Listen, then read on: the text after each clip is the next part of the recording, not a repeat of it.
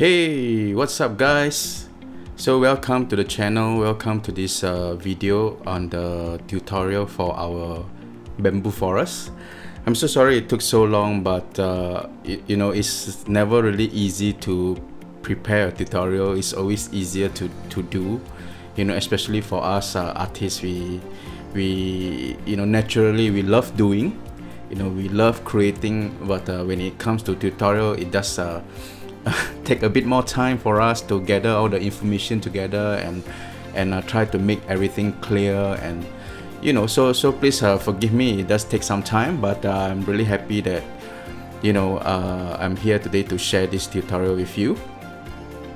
So for this first part, we'll be talking about preparing our assets. So and then for the subsequent parts, we will talk about how we can bring everything together and build our bamboo forest. But you know, for this particular first part, we want to look at, you know, all the details that in building this bamboo forest, especially in the bamboo. So we're going through a few things, such as looking at the reference pictures and how I, you know, chose the materials and how I built some of the bamboo trees and stuff like that. So yeah, so the first part is looking at reference pictures. So let's go there. Okay, so reference pictures. I think I cannot stress enough the importance of reference pictures. You know, as an artist, a lot of what we do is to first, you know, perceive and, you know, observe what we see in the world, and then we try to reproduce them by drawing or by, you know, through our 3D artwork. So I think it in every project that we do, it helps tremendously, you know, to collect reference pictures, you know, to get a general idea of what you want to do and how you know, what you want to create, you know. So in this particular bamboo forest tutorial, I'll go through some reference pictures and some of the things that I try to observe while I try to create a bamboo forest. Yeah, so let's get going. Okay, so the first set of reference pictures, this particular bamboo picture is a 3D model that I found on, if I'm not wrong, on Sketchfab. Yeah, so basically in this picture, I tried to observe how the bamboo shoots are being grown up from the ground. Yeah, how they are clumped together, and you know, also notice that you know, it's okay to have slightly different kind of buds on the bamboo trees. Yeah, so there are some buds, they are pure green, and some buds they have a little bit of brown, you know. So it's good to know some of these things. Yeah, and of course the botany of how bamboo trees are, you know, how bamboo trees are structured, you know. Again, usually when I tackle a tree, I will look at the botany, like how the branches are being generated. If you look at this, it seems like it's a little bit like alternating disticus kind of arrangement, you know. But the kind of scene that I'm going for is something like this. Yeah, so the leaves are generally not something that I'll go into very detail. I think the scene that I'm really looking for is I want to put more importance into the buds of the bamboo tree. Yeah, the trunks of the bamboo tree. So you know, as I proceed with the project, I realized I didn't really want to spend too much time with the details of the leaves and stuff like that. So in the end, I just use a simple cluster that I get from Megascans. But having said that, it's good to, you know, kind of every time you tackle a tree, you kind of understand how these things are generated. It will help, yeah, to make it more look more realistic when you model the tree, you know, from scratch.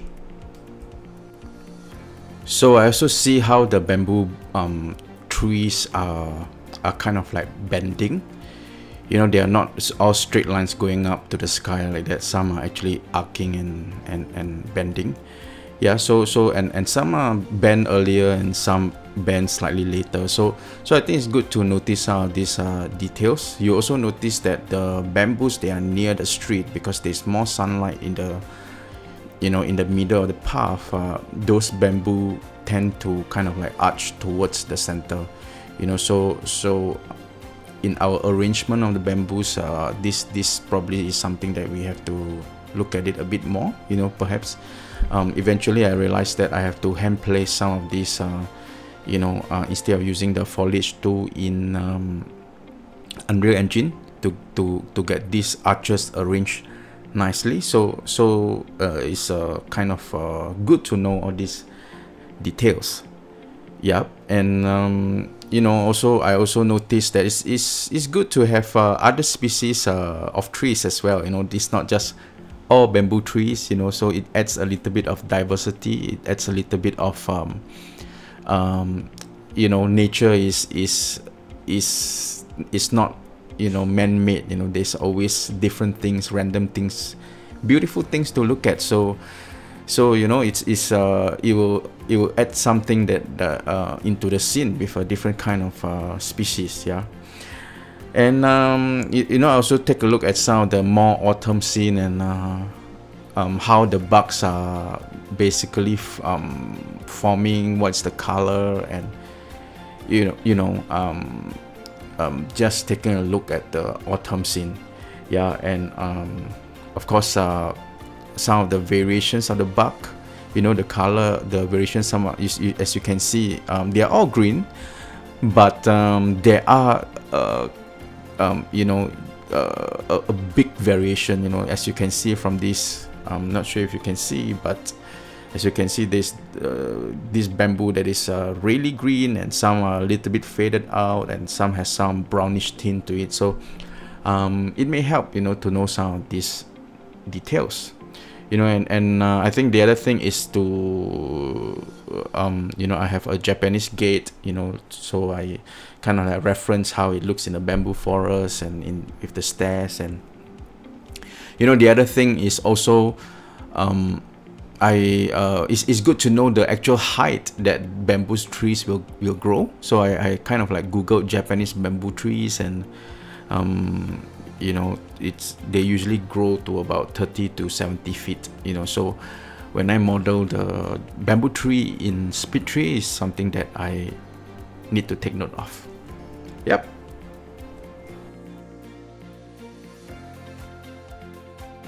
For the bamboo bug, in the end I went with the material from textures.com.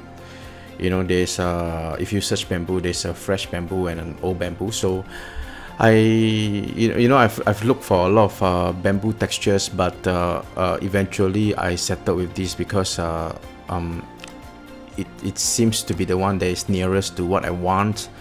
You know, I think there's a lot of details with this particular texture that is in textures.com, you know. And the other thing that I was really looking for is I wanted something that has more than 3 to 4 kind of sections to it. You know, if I only have one section, so when I generate the bamboo tree in Speedtree, it will look really fake because of the seamlessness and stuff like that. So if they are like already you know, 3 or 4 or even better 5 or 6 like this, the repetitiveness doesn't look as bad, you know. So I thought, okay, let's go with this, you know. And the quality of the texture, the details of it is really good. So I decided to you know, after searching for many textures for the bamboo bark, I went with this. And of course, they have free textures that you can download, but eventually I went ahead and purchased the 4K version, you know. But for your own practice, you can use the lower resolution ones, you know. So these are the 2 textures that I actually purchased for the bamboo bark. So for the bamboo leaves and the branches, you know, like I say, I didn't really want to go so detailed into the leaves. I just want to create something quickly.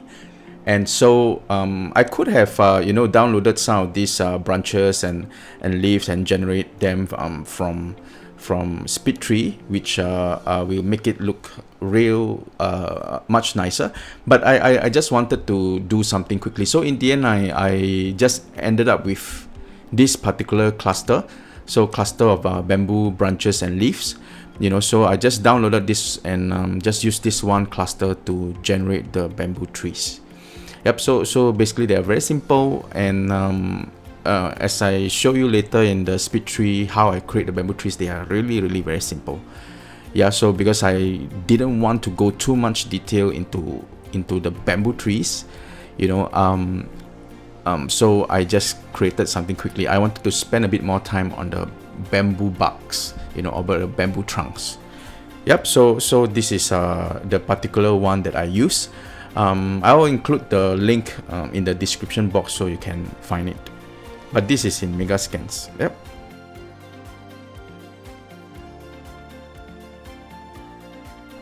Okay, so I took the bamboo materials, the bamboo bark materials, and then the bamboo leaves from Megascans, and I created a tree from Speedtree. Yeah, so again, as you can see from my notes, if you know Speedtree, you realize that, wow, this is a very simple tree, you know. So nothing fancy. Yeah. If you know, you know, for the purpose of time, I just showed you the created tree. But if you would like to learn on you know, a little bit more about Speedtree, some you know, how I generate you know, some of the trees that I use in my projects, and how to use Speedtree to generate some of yours. You know, there's a lot of leaf textures and bark textures in Megascans, and you can create really good trees from them, you know. If you like to learn that, please you know, let me know. I comment in the comment section below, and I'll see what I can do. You know, I may not have all the answers, but I can show you guys how I created some of the trees that I have used in my project. So based on what I want to do for this bamboo forest, I created a simple bamboo tree. So as you can see, it's a bit arcing, you know, a bit bending. Yeah. So of course there's a little bit of you know, waviness to it as well, to make it a little bit nicer. And as I said, the bamboo trees tend to grow from about 25 to 70 feet. So the ones that I did is somewhere in the middle, is about 42 feet. Yep. So I created another model, similar model, just that the leaves are generated a little bit more nearer to the ground, so it creates a bit of a buffer, you know, so the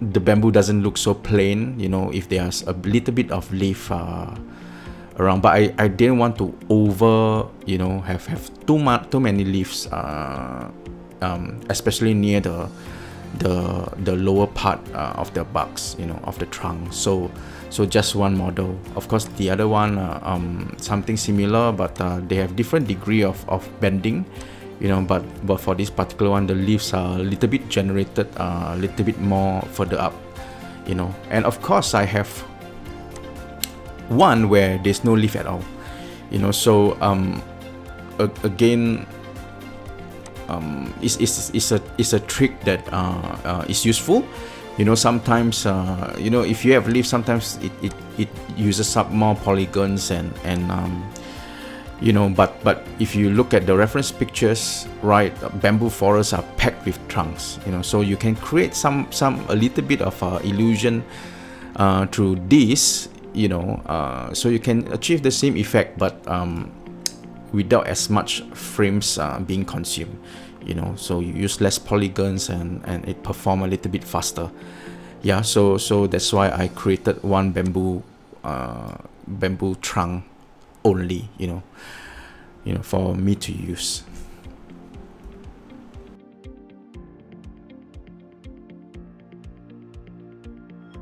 Okay, so for the Japanese castle and the gate, I actually got them from Sketchfab.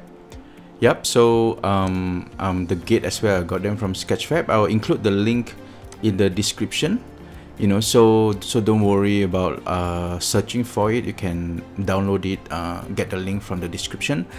So download the model, I can't quite remember how I got it in. It's either I took the FBX and import it directly into Unreal Engine, or I kind of like open it in 3D Studio Max and export it into Unreal Engine through Datasmith. I think either way will do, but but you can do that simply. Yeah, of course, for the rest of the assets, they are pretty much from Megascans, and I looked a lot into the 3D assets historical, and you look at the Cambodian ruins, feudal Japan, and medieval. So most of these assets are taken from here, such as the stairs, I believe, the ones from Japan. I think there was a cat and some gravestones, some of the walls, and some of the floor as well. So experiment with yourself. You don't have to exactly use mine, but these are some of the assets that I actually used for my project. Okay. Yeah. Okay, so the other thing that I just want to quickly highlight is Quixel Bridge. Yeah, so if you're using Megascans assets and you are not using Quixel Bridge, I would quickly hold your mouse and say, please stop it. Quixel Bridge will help you download and export everything nicely into Unreal Engine through a few mouse clicks. So if you're doing it manually, please stop. Make sure you use Quixel Bridge, because it's going to save you tons and tons of time. But more than that, I think the other thing that I really want to highlight is this option called High Poly Source in Quixel Bridge. Yep. So let's take a look at one of the model, and if you click on the gearbox, you can see there's a download and export settings, and under download settings, under the model, there's a High Poly Source. Yep. And also under the export settings as well, there's a under models, there's a High Poly Source checkbox.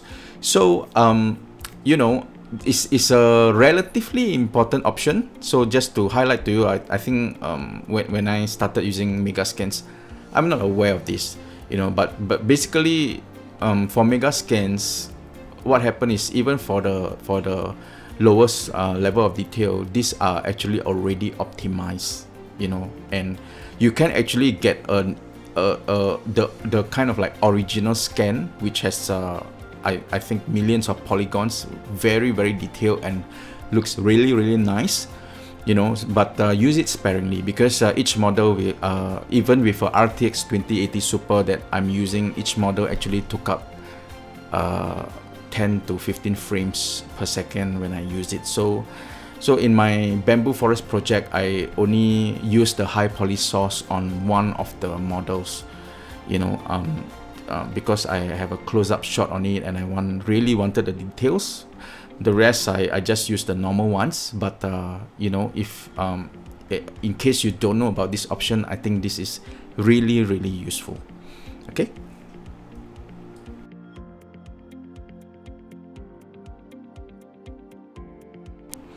Okay, and the last part of this tutorial is to look at DLSS. Yep. So if you have an RTX card like me, you can actually make use of the NVIDIA deep learning super sampling.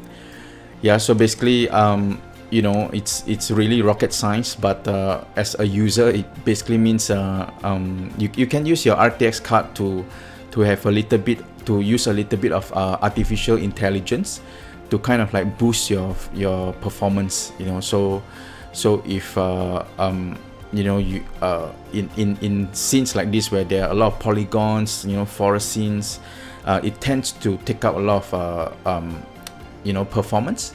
So with DLSS, it can actually help to boost the frame rate of your project. So I'm not going to go through how to install it. There are a lot of resources. I'm going to add a link to a great tutorial on how to install DLSS. So you can find the link in the description box below. But please, if you have an RTX card, please install DLSS. Okay, so I think that's all for the part 1 today. So please stay tuned for part 2. If you enjoy this video or you have any questions at all, please comment in the comment section, and I'll be more than happy to answer them. Yep, so thank you so much.